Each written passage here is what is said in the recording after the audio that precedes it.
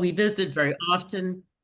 Sorry. So we visited very often, and not only will I be hopefully not talking too much about my family, but I wanted to talk about a couple of families um, that will be, or introduce you to a couple of families that we'll be talking about a little bit today.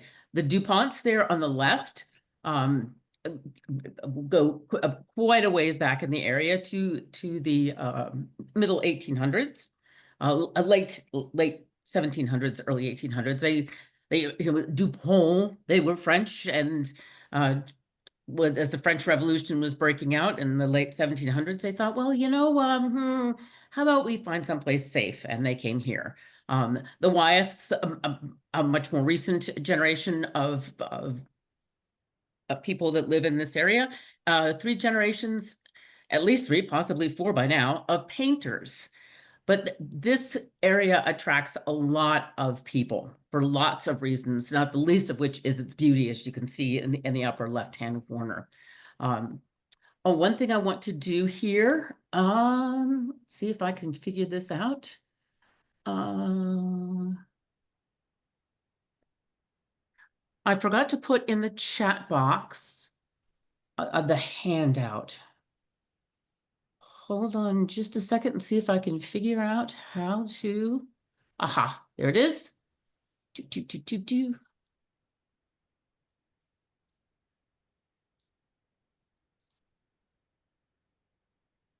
I'm going to put a link to a handout presentation here.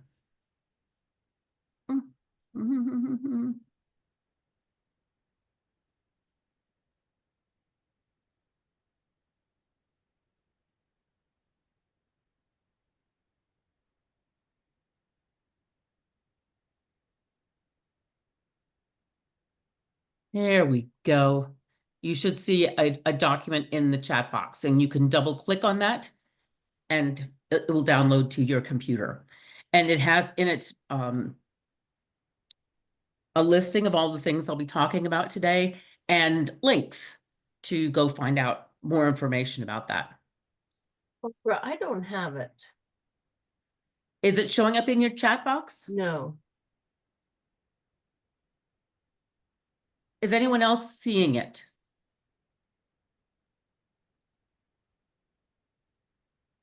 I think I have it, but I can't, I've clicked on it and it doesn't seem to be getting up, but it says message off the beaten path, Brandywine, and that's all. I can't seem to scroll down anymore. Oh, is that you, Cora? That's me, Barbara. Hey. Well, then, okay, well, we'll troubleshoot that toward the end of the program, Okay. and That's fine. That's a feature. I apologize, and I should have, every time I check, I double check, I recheck, but sometimes it just doesn't go my way. But here's what I'm talking about when I talk about the Brandywine Valley. Everybody has their little bit of a different definition, but the borders of this map depict it pretty well. This kind of tan area is the state line of Delaware, and this is Pennsylvania, and of course New Jersey to the right. But this area, excluding New Jersey, is pretty much where the action is I'll be talking about today. Philadelphia is off here to the right. So we'll be focusing just kind of on this area. From Poolsville, you can cruise up 95, or I find Route 1 very enjoyable. It takes me 3 times as long because I always see something like, oh, used bookstore.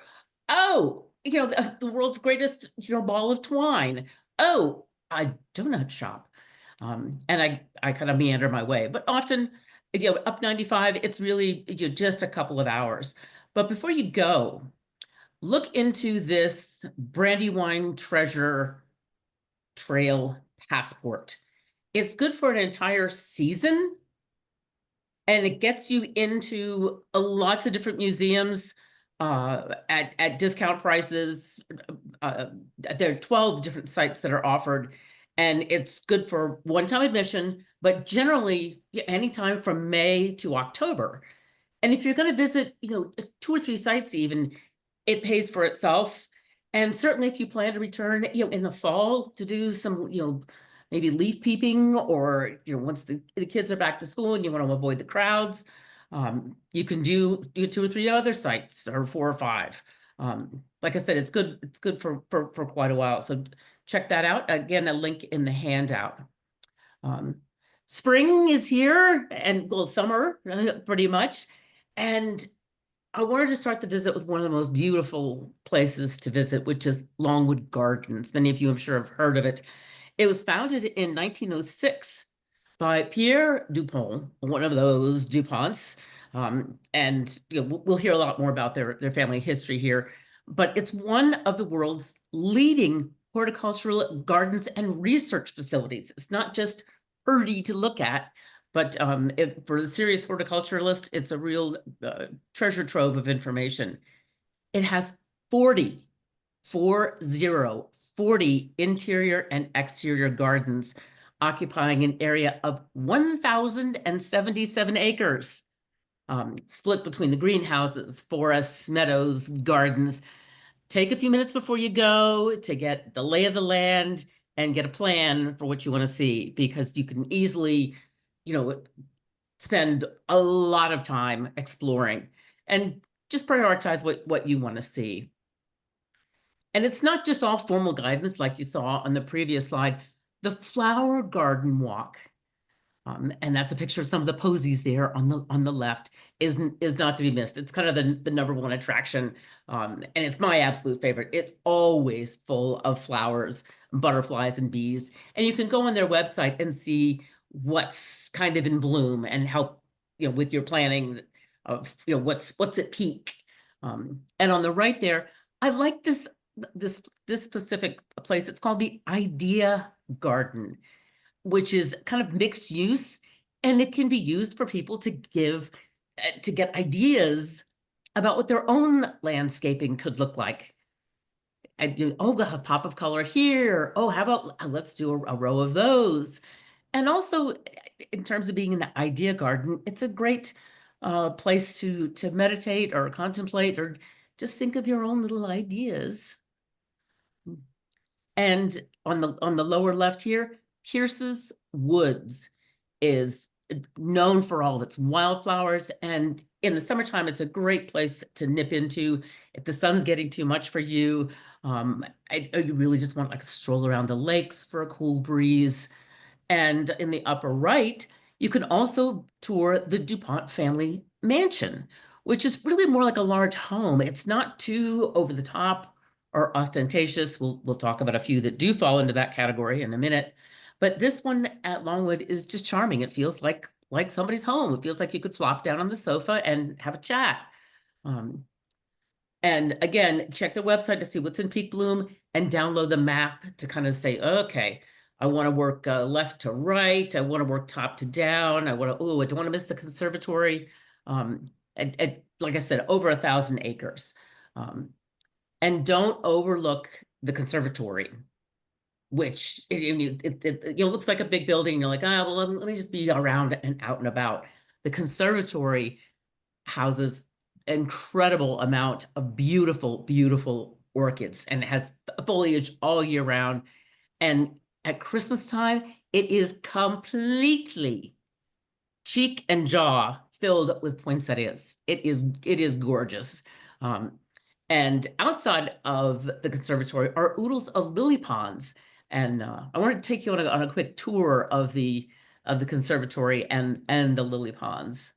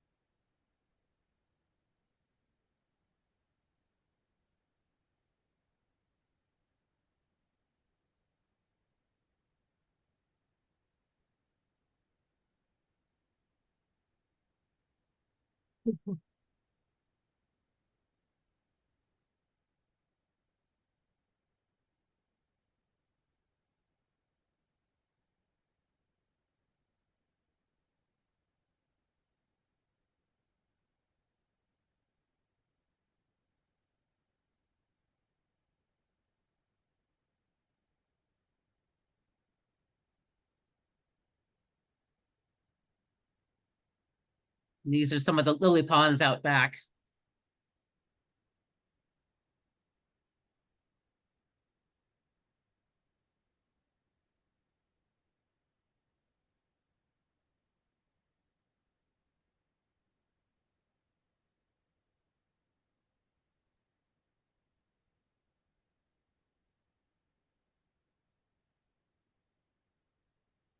And this gives you a bit of an overview of how large the place is.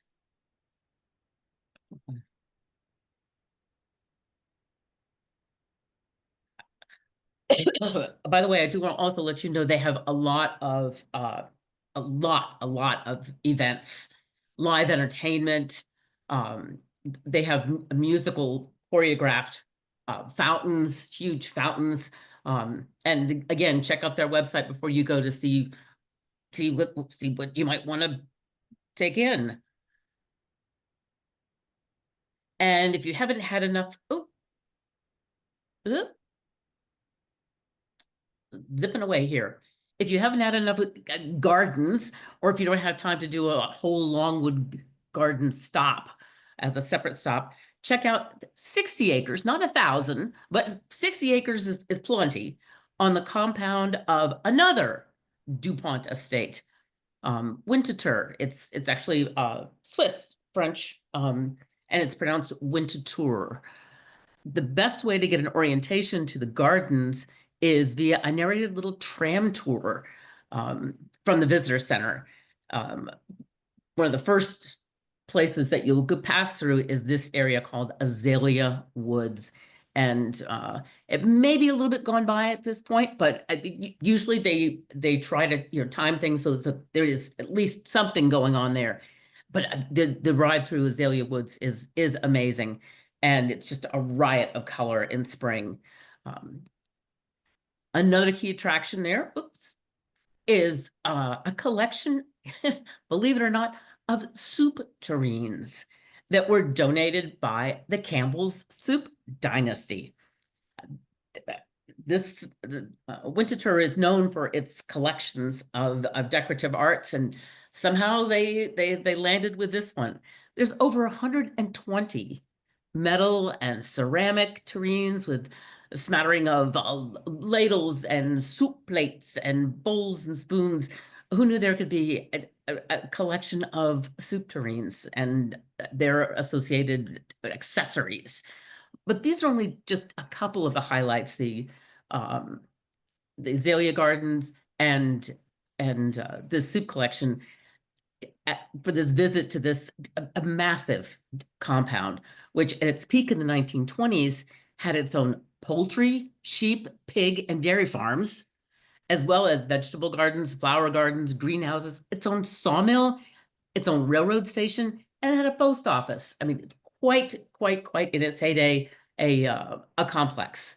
And you'll hear more about this on that tram ride as you go. But the major attraction here is the DuPont home. And effectively, it's now a museum. The DuPonts did live there for many years. And the last DuPont who personally lived here was Henry Francis DuPont. And he just left in 1951 when the museum conversion of the house was complete, and his family moved to a little smaller place on the property. It is one of 4 DuPont estates in this area, and its main claim to fame is its top collection of furniture and American decorative arts. Just, the place to go if you're interested in those sorts of things: furniture, china, wallpaper, I mean, silver pieces. It's just amazing. Nearly 90,000 objects. And it's all pretty, well, not all, is mostly American made or used in America between about 1640 and 1860. That was the kind of parameters that Henry Francis DuPont established for his collecting. And it's just really amazing. And what's particularly enjoyable about this experience is that while some of these objects are in displays in cabinets, most of them are spread around this magnificent 175 room house. You know, I cringe at the thought of vacuuming there. And it is laid out much as it was when the DuPont family lived here.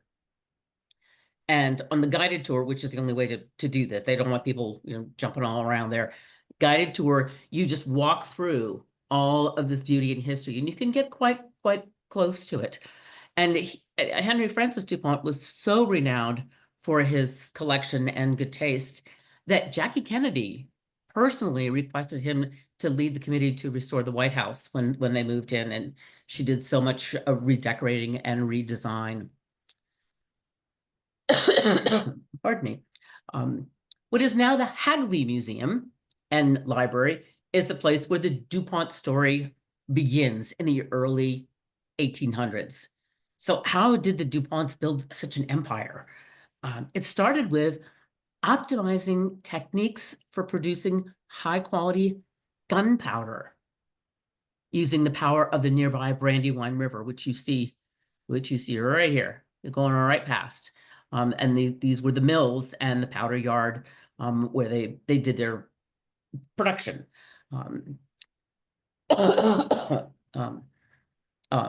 From those very humble beginnings, it became quite a compound, as you can see from this map. Several areas up here you can enjoy, and the family house and gardens up there on the hill is called Eleutherian Mills. This is the family home. Again, pretty close to the operations, but far enough away that if anything went kablooey, yeah, they'd be a little safe. The workers' housing a little bit closer to the action, so they didn't have to go as far, and it was closer, and yeah, they were a lot of different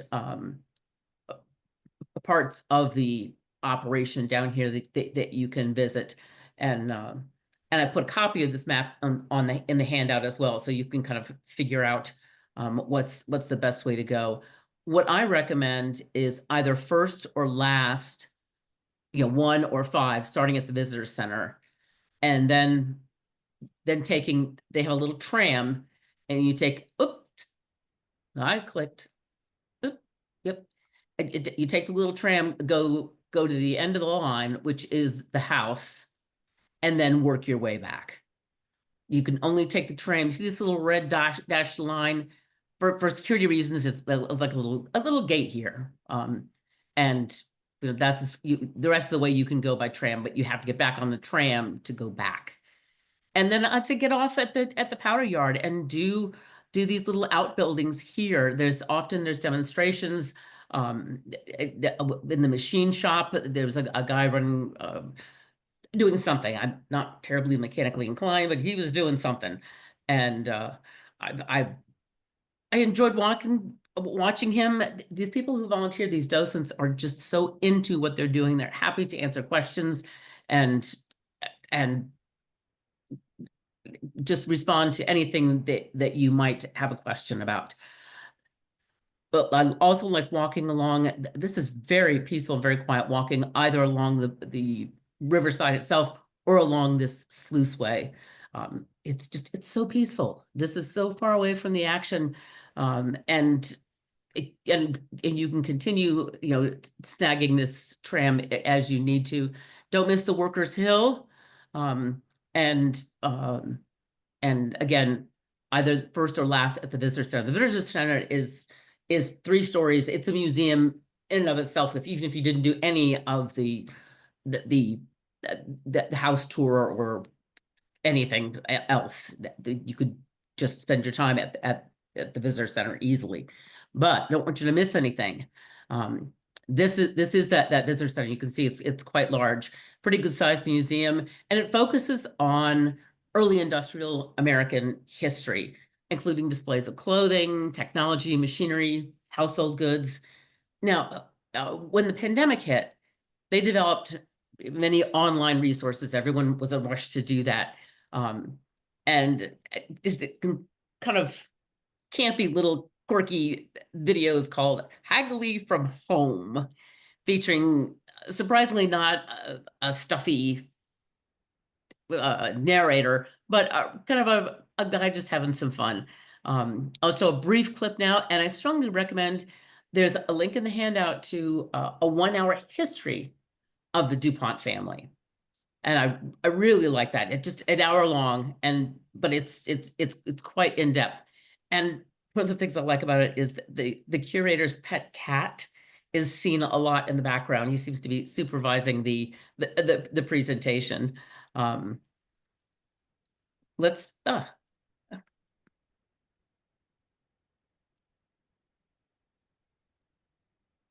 and let's take a look at one of those, Hagley from Home. It's a little bit hard to hear. Let me get my volume as high as I can get it.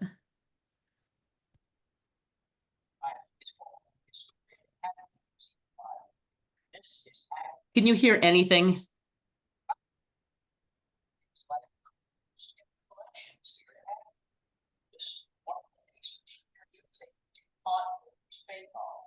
Sometime in the late 1920s. This is one that was owned by the DuPont family. Yes, I can hear it. Okay, thank you. Lots of things that you they cheap out things like goods, vendors, paint jobs, tops, all sorts of stuff like that. DuPont Motors didn't actually make cars, but just put them together in both parts. The company was run here out of Delaware and only ran for just a few years before it ended up getting sued by another car company. But this is one of the things that you can see whenever you come here to Hagley. And that little guy is just adorable.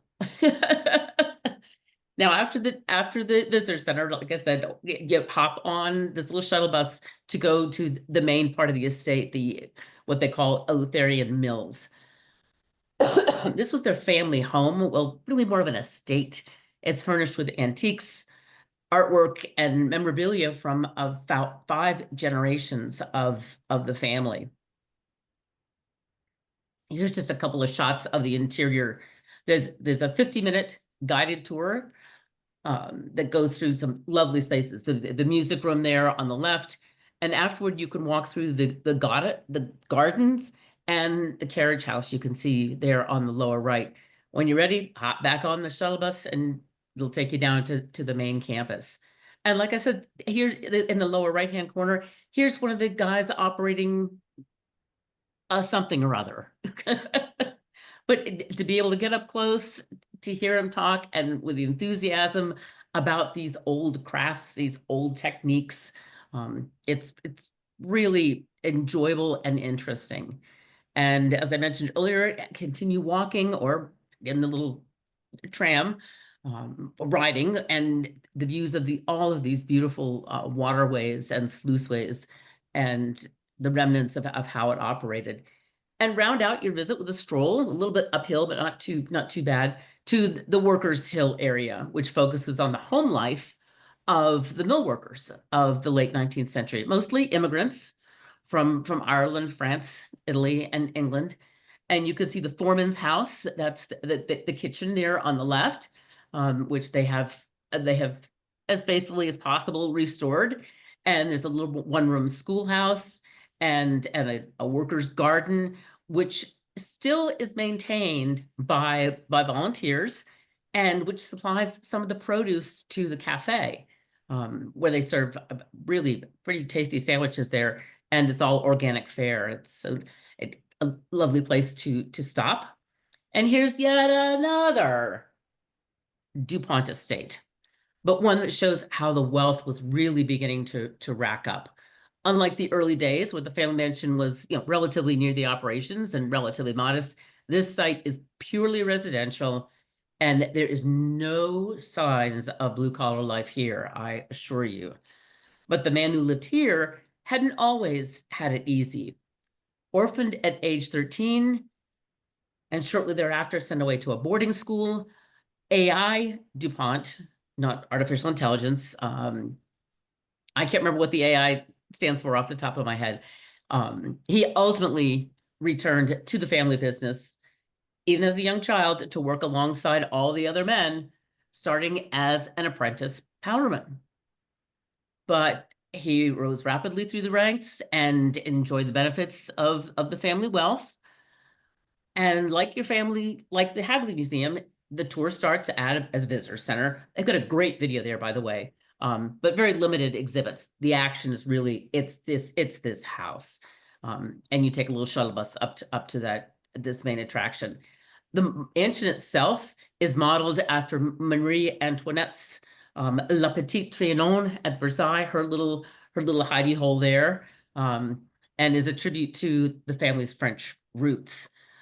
Amazingly, this 47,000 square foot home was built in less than 2 years between 1909 and 1910, and has 120 rooms furnished with period antiques, rare Oriental rugs, tapestries, original paintings going back to the 14th century. La la la la la. It is pretty over the top. And like these are a couple of rooms that you'll see there. Very opulent. These rugs, tremendous collection of books, beautifully upholstered furniture, glittering chandeliers.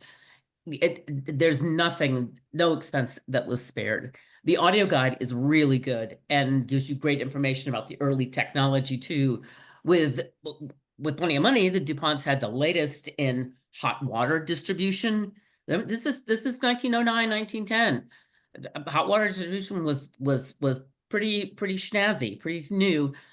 They had electricity, telecommunications. It was the first home in Delaware to have an elevator. Oh, and they have their own bowling alley too. And by the way, particularly at the holidays, this place is just sumptuously decorated. It's a wonderful thing to see. And let's take a quick peek inside. Just double check here.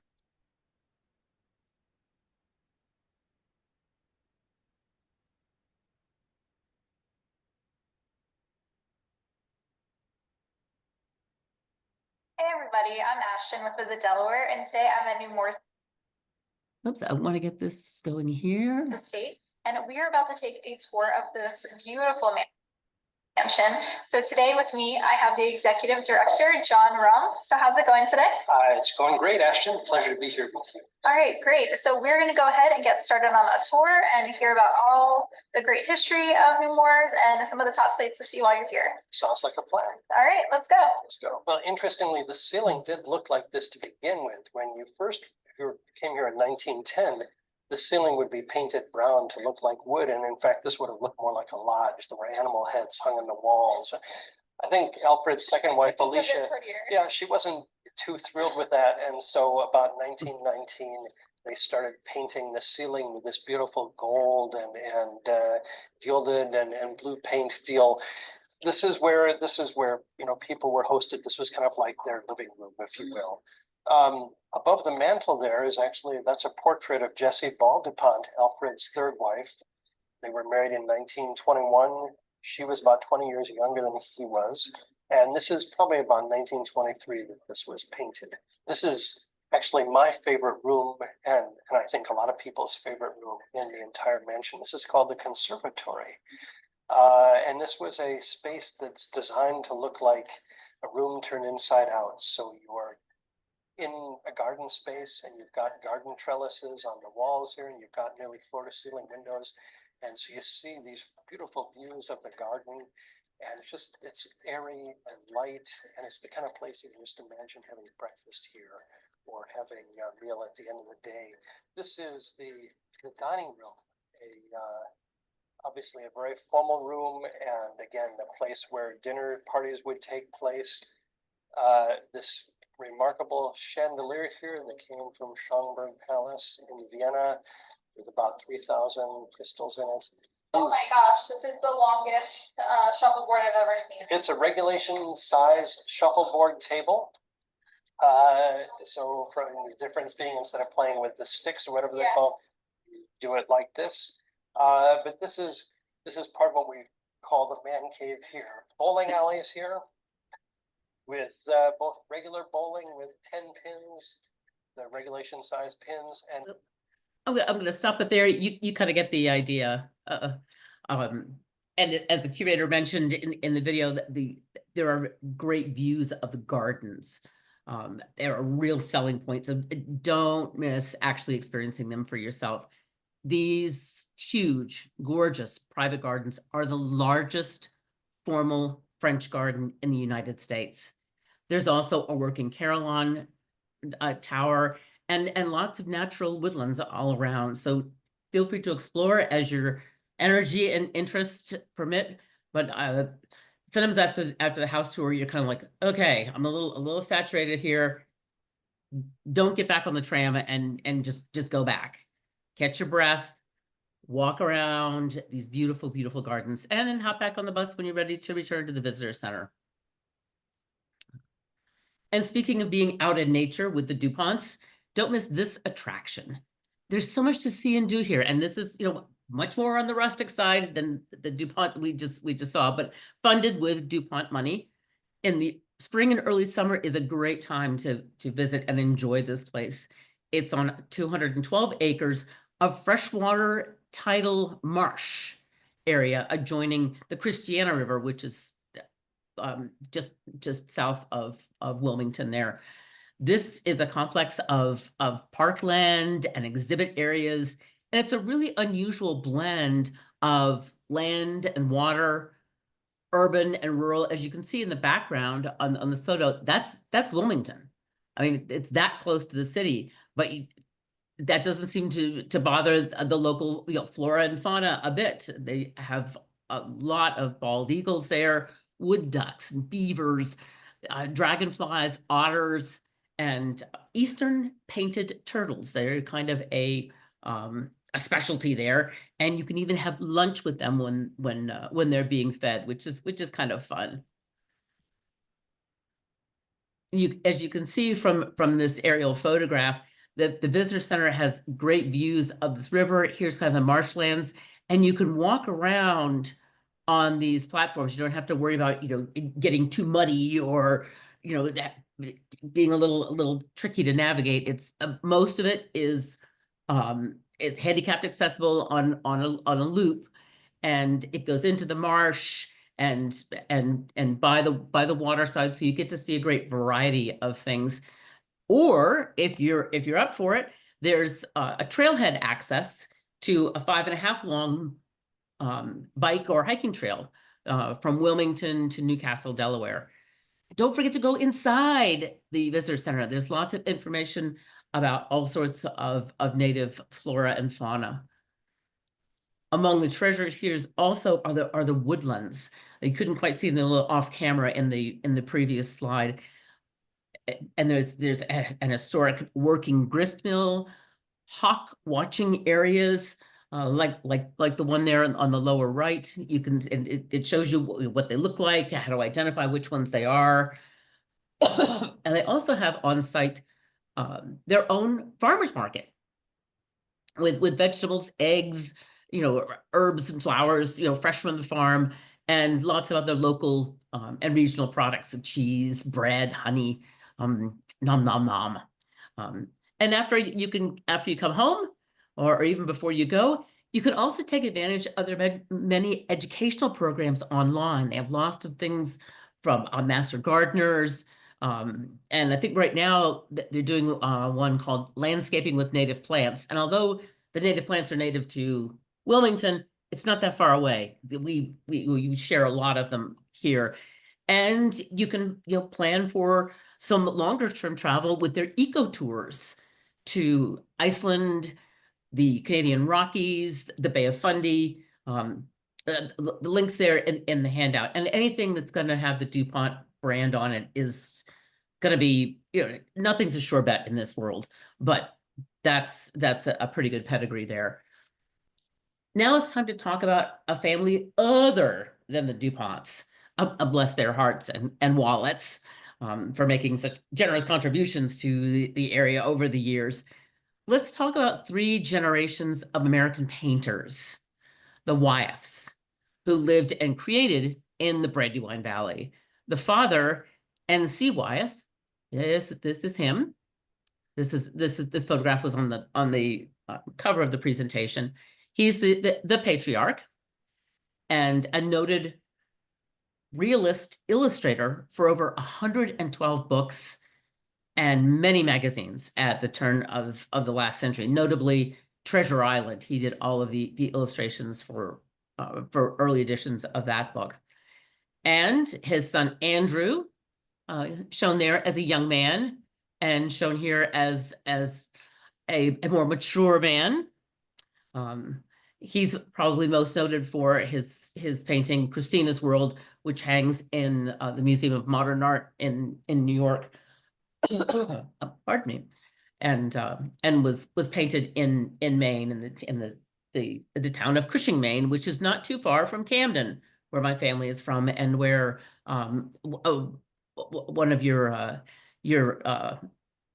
co-Poolsvillians, I talked with her earlier, she may have been to this home in near Cushing.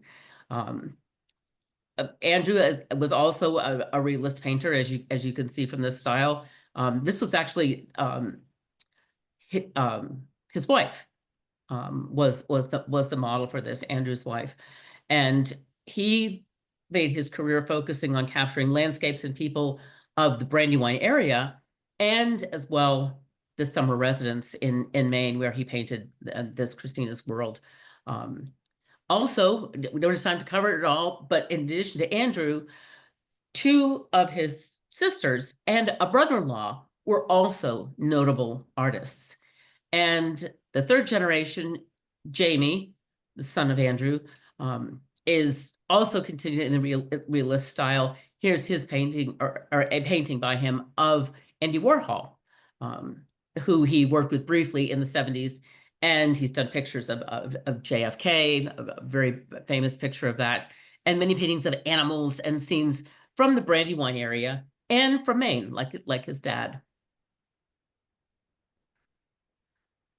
The Brandywine Museum has many works from all 3 generations of the Wyeth family members who lived and worked on the very property on which the museum is housed, in an old grist mill on the scenic Brandywine Creek. That is, the museum is in an old grist mill. Their home is just off to one side a bit. And it's lovely to just walk through this old grist mill with the stone walls inside. And they built kind of an addition on here for more works. But to see these really full-size versions of the illustrations that were later used in books is very enjoyable. I almost always go here every time I go up to that area. And the Brandywine Museum not only has galleries of works from all 3 generations of the Wyeth family members and many other American artists at that time. You can tour Andrew's home, where Jamie grew up, the youngest there. Well, he's probably in his 80s now, and still quite often lives in the Maine area. And you can see how they grew up, and very kind of middle America, doilies on the back of the chairs, and the studios. They have 2 studios there, the studios of both N.C. Wyeth, the patriarch, and Andrew Wyeth. And these studios include the props and the easels, just as if they had the artists had just walked away. And the dedicated and really knowledgeable docents give you a real flavor for this whole complex and the talented family. The photo on the bottom is of N.C. Wyeth's studio, and he designed it, and that huge Palladian window lets in so much natural light. It's just amazing. And I want to show you a brief clip of his son Andrew Wyeth's studio.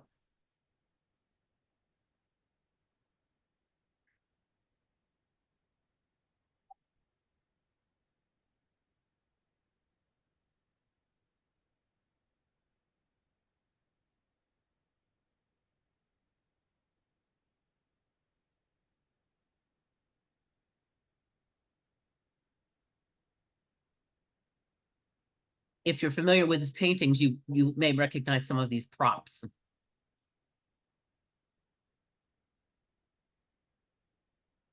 And costumes. And old family movies. That's the picture of Kennedy that Jamie did. This is Andrew Wyeth's wife, Betsy.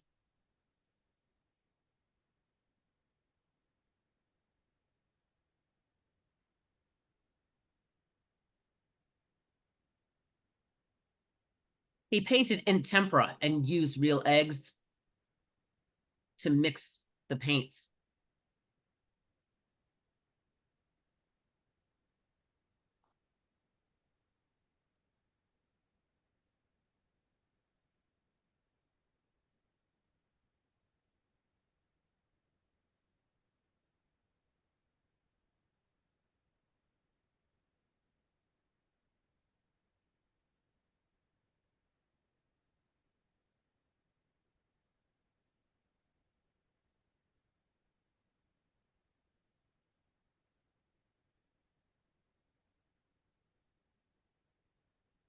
Before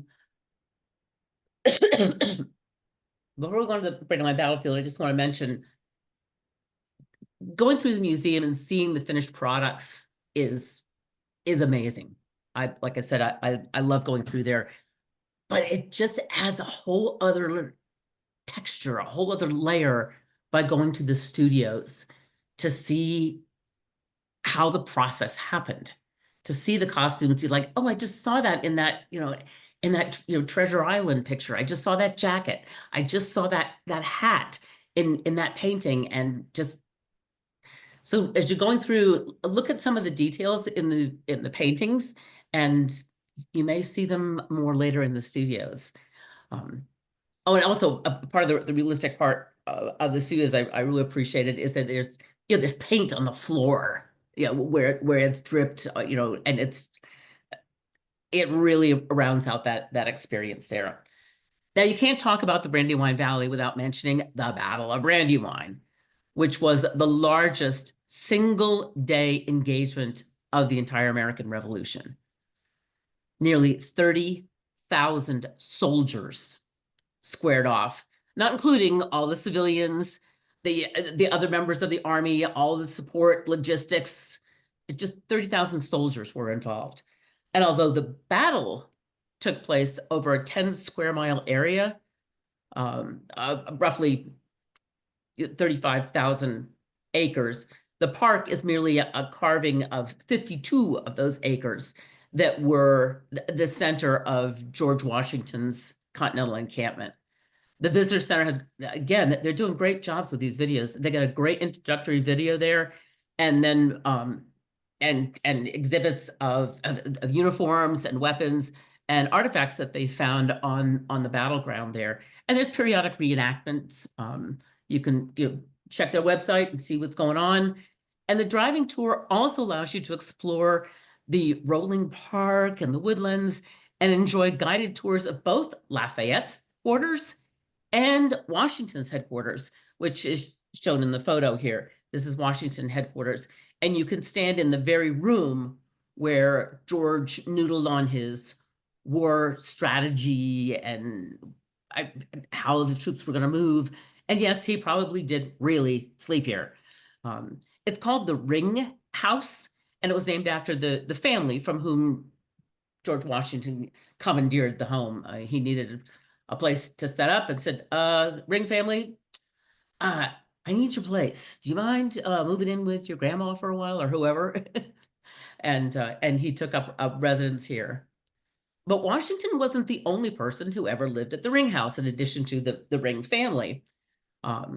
Christian Sanderson, who was an historian, a lecturer, a musician, a teacher, a poet, a humanist, and a kind of self-styled aficionado of the history of the Brandywine battle. And he lived here in the Ring House in the early 1900s.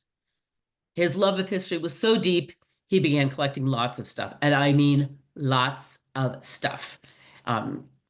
All of it is now located. He moved out of the Ring House and moved into a larger home just a few miles away and lived in that second home. But he started, he lived in the Ring House at the turn of the century. The collection that he amassed includes Civil War ephemera, including a shred of the bandage wrapped around Lincoln's head when he was assassinated, a piece of the gallows from which John Brown was hung, a photo of Teddy Roosevelt taken for his inauguration as president in March of 1905, a book from the personal library of Benjamin Franklin, and on the right there, an autograph of Chief Sitting Bull. You can see his signature there, signed just 3 weeks before he was killed. And he especially loved, Christian Sanderson loved to collect autographs and letters, many of which are on display. This is a huge, there's an entire wall that has all of these on here, and I just grabbed, kind of a sample there. This is Andrew Carnegie. This is Orville Wright. There's one side, Very Truly Yours, Alexander Graham Bell. And it's one from Grandma Moses. And Babe Ruth's signature lies near a letter that was signed by Abner Doubleday, the inventor of baseball, on the 100th anniversary of the sport. He just was fascinated with everything and collected everything. And he was very proud of his collection and often opened his house to like-minded visitors, including his friends and neighbors, the Wyeths. They just lived, around the bend, and they were more than just neighbors. Andrew especially was a longtime supporter, and you can see him photographed over here. This is Andrew Wyeth, and this is Christian Sanderson. And they're pictured right along Route 1. I know this spot, I know this sign, and they're just lounging there. They were close friends. And Andrew Wyeth even painted a photograph of Christian Sanderson in 1937, in which Sanderson is holding a local county map from his own collection and pointing to the location of his house. Pretty cool. Sanderson also collected a lot of memorabilia about the Wyeth family, which is also on display, including personal family photographs and original sketches and paintings by several Wyeth family members.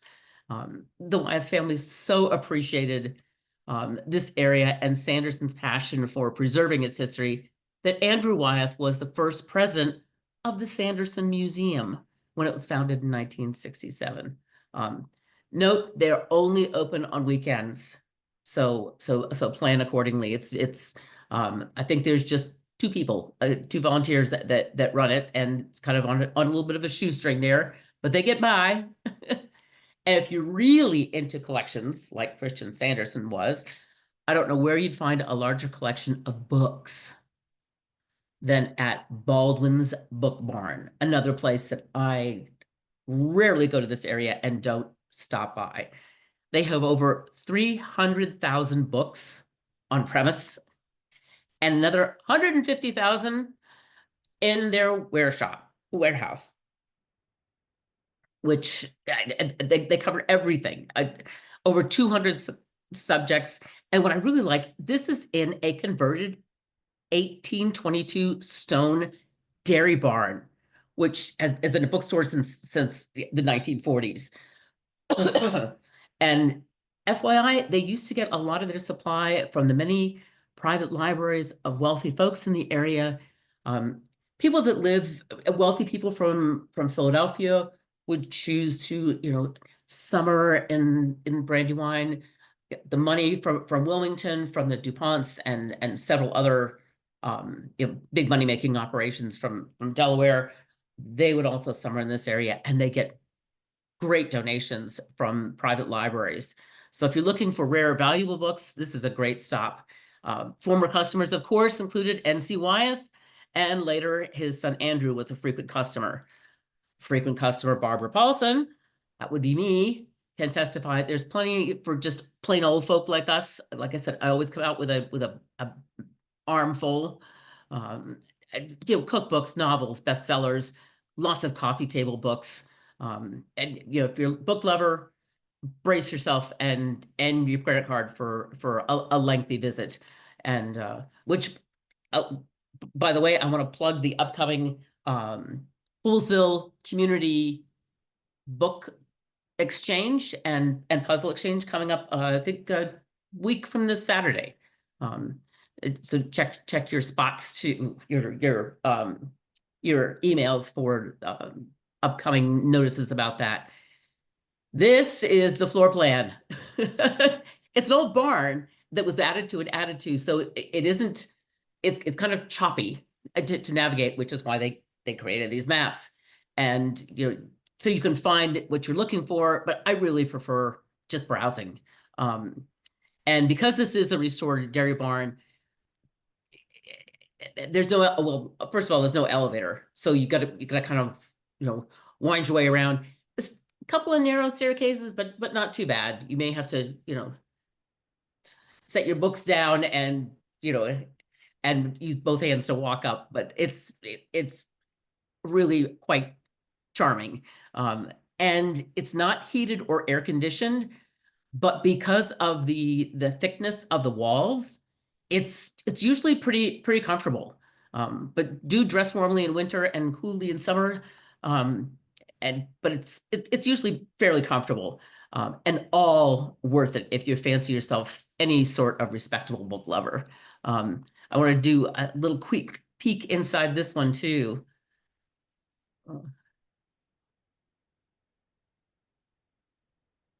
Let me cue this up a little bit.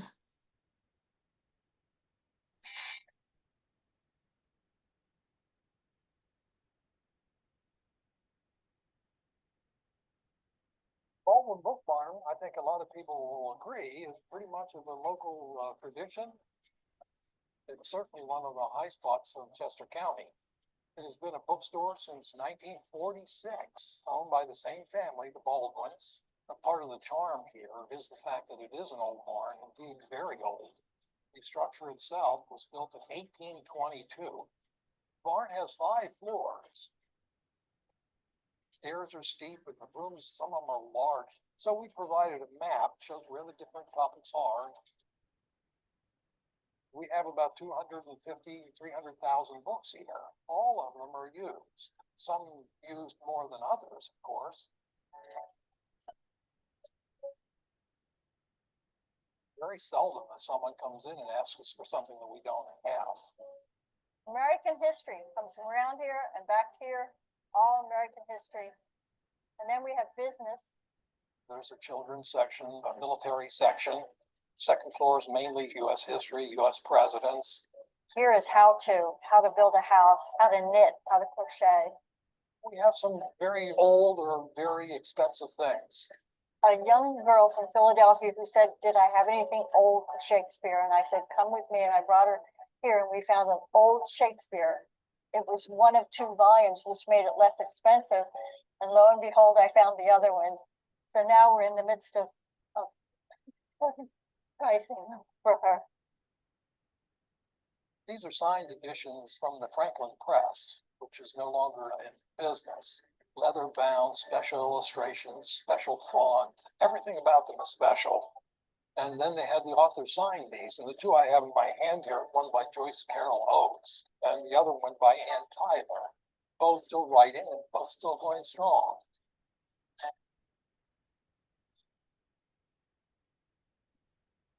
You can watch the full clip, using the link to that handout. And if books are a feast for the mind and soul, how about a feast for your belly? If you're a mushroom fan, which I am, you might already know about the small town of Kennett Square, which is the mushroom capital of the United States. Over 60% of the nation's mushrooms come from this area. And to celebrate, every year on the first Saturday after Labor Day, they close down the main street in Kennett Square and several blocks to hold the annual Mushroom Festival. It's quite a big event with exhibits on mushroom growing, several places to buy fresh mushrooms, or and lots of different types. The rare lion's mane, of course, the old button, the shiitake, whatever you want, they got them plenty. And it's great eating too. These are different types of. It doesn't get any better. Deep fried mushrooms. Oh man. And there's lots of craft vendors and food artisans, lots of local color. Put it on your calendar. That was the first Saturday after Labor Day. Actually, it might be, I'm sorry, it's Labor Day weekend. But you don't have to wait till September to get mushrooms. All year round, you can buy fresh mushrooms in town at the Mushroom Cap. And they also have a new set of barns outside of town where you can go and see how they're grown. The videos do it more justice. They haven't quite got their museum organized, but they have a great variety of dried mushrooms and fresh local foraged mushrooms. And it's nothing better than shopping local. And it's a great gift shop, and I really enjoy that. Phillips is the name. I forgot to include that here, but that's a great place to stop. More history here. Not all about food and rich folks and Revolutionary War.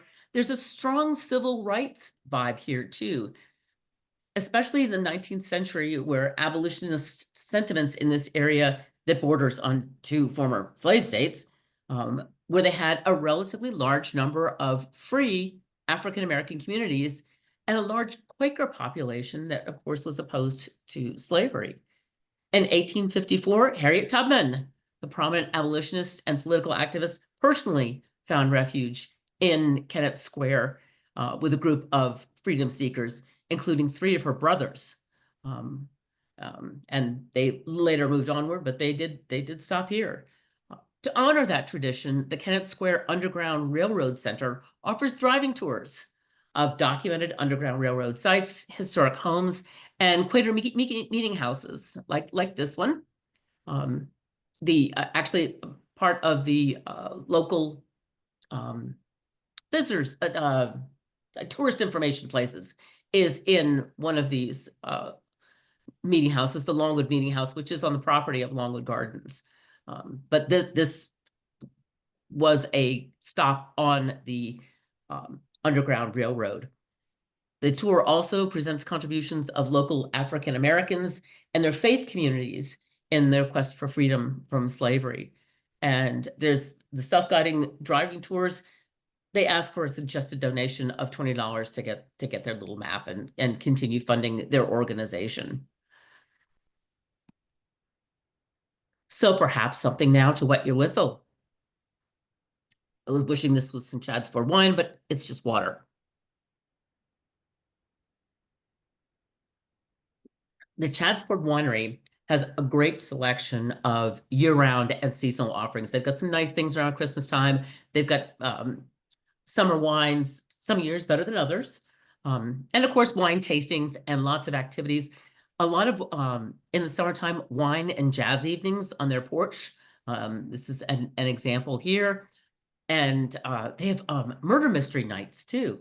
So kind of, maybe think about arranging your stay up in this area to do that one evening.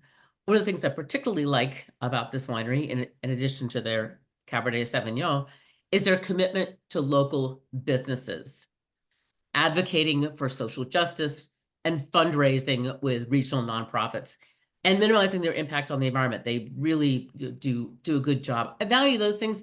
I like to put my money where my mouth is. And it's absolutely not a hardship when it comes to drinking their wines. You can also check out lots of other options on the Brandywine Valley Wine Trail and the Delaware Wine and Ale Trail, if you're also a fan of beer. And I've put links to those in the handouts as well. Now back for a bit of culture, the Delaware Art Museum. They have, it's a surprising little place. They have 17 gallery spaces, which display only about 6% of their holdings. Again, there's a lot of wealth in this area, and they've had many donations. And at any one time, they can only put 6% of their 12,000 works on display at the time. And again, the DuPonts, bless them. The major gallery areas include Howard Pyle and American Illustration. One gallery alone displays 60 works of Edward Pyle. Actually,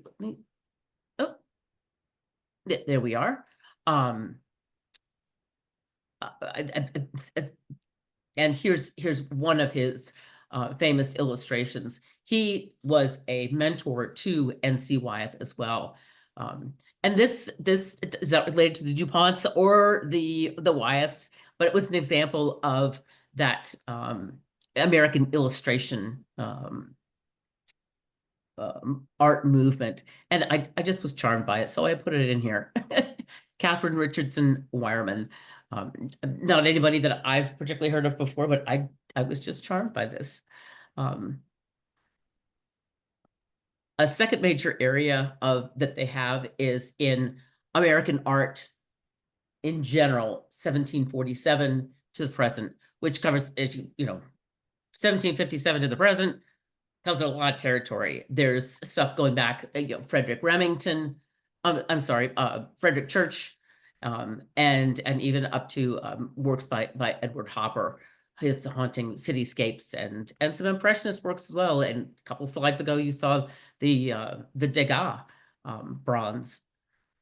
And their major international claim to fame is the world's largest collection of pre-Raphaelite British art outside of London's Tate collection. London's Tate collection is number one. Number two is the little Delaware Art Museum.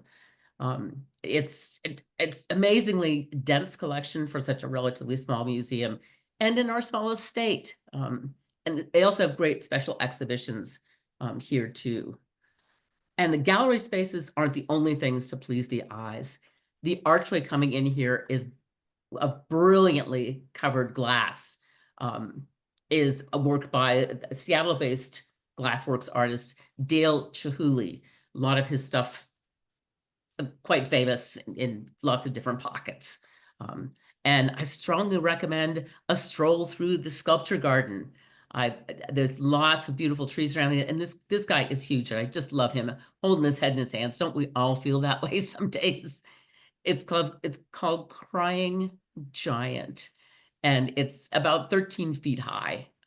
It just charms me every time. And I don't want to end on a sad note here with a crying giant. There's always something more to look forward to, like more travel. And if you're interested in presentations like this, I encourage you to check out programs through Oasis Metropolitan. You can Google it. They're a lifelong learning program with courses on arts, history, music, technology, current events, Tai Chi. I sign up for many of them, and that's where I do conduct a lot of these lectures. I've done, as I said, 30 travel programs for them, and look forward to doing more programs like this for the Poolesville seniors. Just a couple of quick notes here.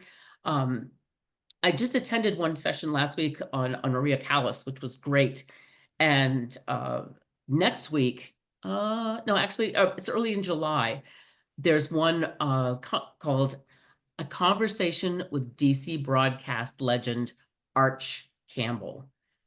Any of you who've been in this area for a long time and are fans of the NBC affiliate Channel 4, he was their entertainment specialist for decades, and Oasis is able to attract lots of great speakers like that.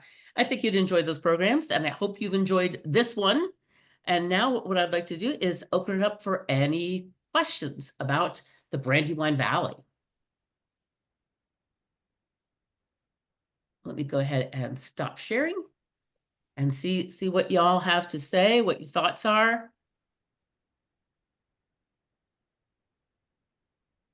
Thank you very much. I didn't realize that Longwood was so close to Delaware. I was really Yes, yes. It's really, it's all kind of part of this one. I mean, if you were to redraw it, it would be a small county that comprises this Delaware Valley area, or excuse me, Brandywine. It's sometimes called the Delaware Valley as well, but Brandywine Valley is the term I've been trying to use today consistently. Very close. I was there many years ago. Beautiful. Ah, It was great to see it again.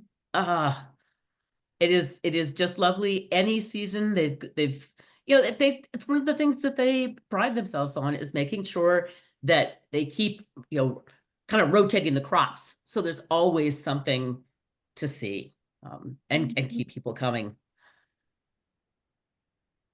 I have a question. Yeah.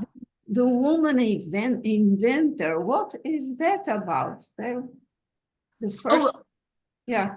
Yeah, at Hadley Museum, that was one of the exhibits that they had. They have rotating exhibits in addition to their permanent collection, and it was a special exhibition that they were having featuring women inventors. That's wonderful. Yes, I've and that's why I keep going back to these places. They keep it fresh. This area attracts a lot of money, and a lot of these nonprofits have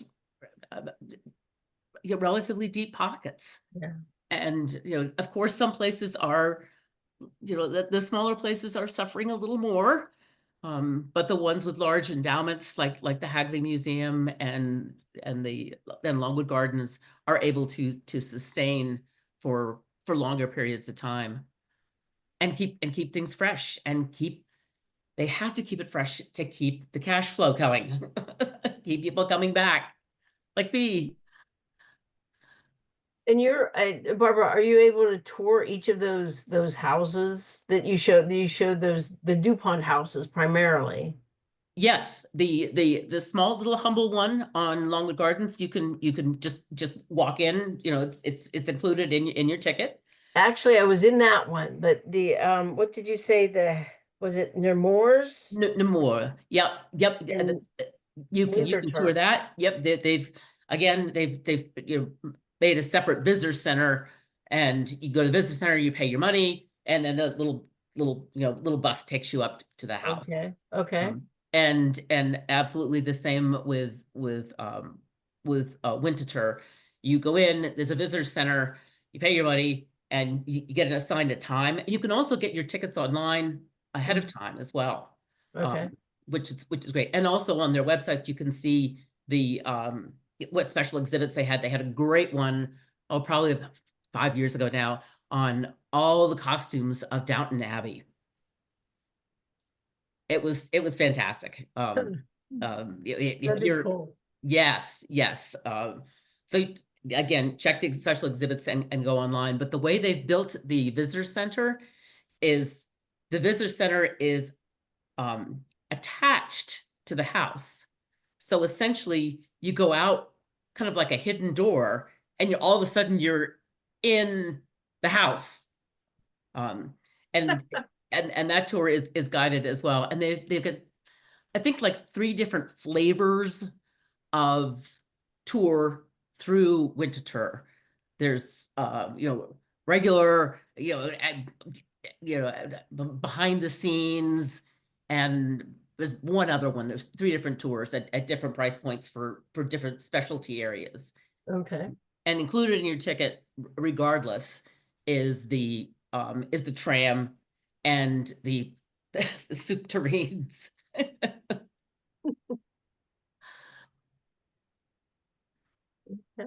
Okay. And Barbara, I was going to say to you, if you would please, if you can email me the link to that or that document.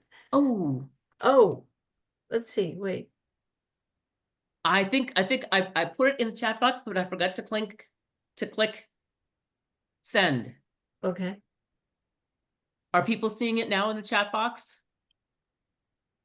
I see something. Hold on.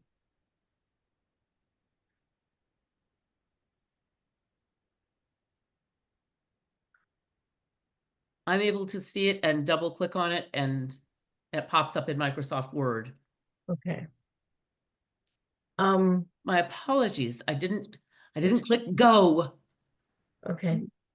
Barbara, it's there for me. Great. Thanks, Cora. It went right to my files. Yeah. Yep. Okay. Because I was gonna forward it to everyone. If everyone has it, that's great. That's good. Okay. That sounds good. Is there anybody that needs it emailed directly to them? Speak now or forever hold your peace. Right. Okay. And Okay. and you've got it. So so if anyone still needs it afterward, or for some reason, Right. Beth and Cora both have it. Yes. Yes. Okay. Sounds good. Okay. Thank you, Barbara, so much. I really appreciate this. It's fascinating.